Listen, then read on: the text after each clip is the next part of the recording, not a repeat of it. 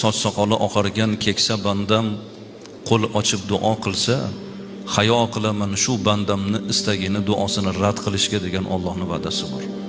Otalar duo qilinglar. Xato qilgan bolani ham yaxshilab, chiroyli gap bilan yo'lga solinglar. Ad-du'a alal valad yurisul faqr. Bolani haqqiga haqorat faqirlikni keltirib chiqaradi. Ba'zi bir ota-onalar so'kadi-yu, eshak, mol, ahmoqsan deydi. Ba'zi bir kelinlar yuzing qursin deydi-ya. O'lib ketgan, qurib ketgan deydi ba'zi bir onalar bolalariga. Ota-onani tilidan bolani haqqiga haqoratni chiqishligi shu bolani 1-2 bo'lmaydigan zaif, nochor, notavon bola bo'lib qolishiga sabab bo'ladi. Yetinglar qizlarimizga, kelinlarimizga bolasini so'kmasin.